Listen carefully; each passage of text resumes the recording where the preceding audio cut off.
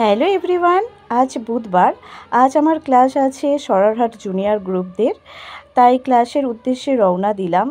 যেহেতু আজ একটি বিশেষ দিন, সেই কারণেই ভিডিওটি করা, যাতে শুরু থেকে শেষ পর্যন্ত আপনারা ভিডিওটি আপনাদের সাথে শেয়ার করতে পারি। চলুন দেখে নেওয়া যাক বিশেষ দিনটি কী। ক্লাসে এসে গেছি। আর আজ আমরা সকলেই জানি আজ 25শে বৈশাখ বিশ্বকবি রবি ঠাকুরের জন্মদিন। তাই ভাবলাম ক্লাস শুরুর আগে ঠাকুরের উদ্দেশ্যে আমার বাচ্চাদের সঙ্গে নিয়ে ঠাকুরের উদ্দেশ্যে শ্রদ্ধা ও প্রণাম জানিয়ে তারপরে ক্লাস শুরু করব। আমার ফলতাতেও জুনিয়র গ্রুপ আছে, বাট সকলকে এক জায়গায় করা সম্ভব হয়নি, কারণ সৃঞ্জনে রবীন্দ্র নজরুল জয়ন্তী অনুষ্ঠিত হবে, যেখানে সৃঞ্জনের সমস্ত ছাত্রছাত্রী অংশগ্রহণ করবে। তাই এই ক্লাসের ছাত্রছাত্রীদের নিয়ে রবি ঠাকুরের নৃত্যের মাধ্যমে রবি ঠাকুরকে শ্রদ্ধা ও ভক্তি জানাই। ভুল ত্রুটি মার্জনা করবেন। চলুন দেখে নেওয়া যাক।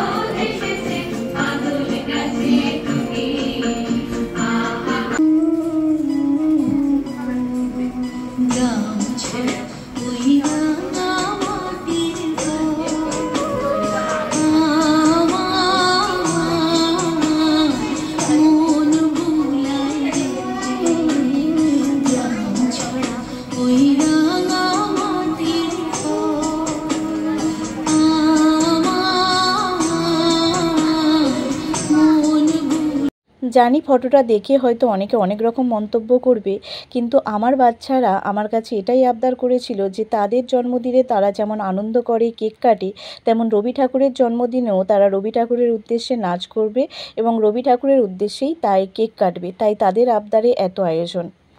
হয়তো আজকের এই দিনটি বিভিন্ন জায়গায় বিভিন্ন রকমভাবে রবি ঠাকুরকে শ্রদ্ধা জানানো হয়, এই দিনটি পালন করা হয়, কিন্তু আমার বাচ্চাদের একগাল মুখের হাসি আর তাদের মনের ইচ্ছায় তারা তাদের রবি ঠাকুরের জন্মদিন যে এত সুন্দরভাবে পালন করেছে, যে দিনটি আরও সুন্দর ও আরও মুখরিত হয়ে উঠেছে।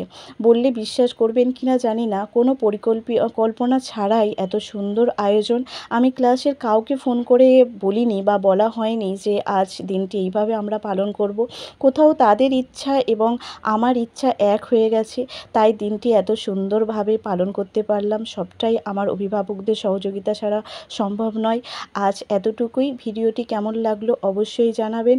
সৃঞ্জনের পক্ষ থেকে সকলকে রবীন্দ্র জয়ন্তীর অনেক শুভেচ্ছা। ভালো থাকবেন। ধন্যবাদ।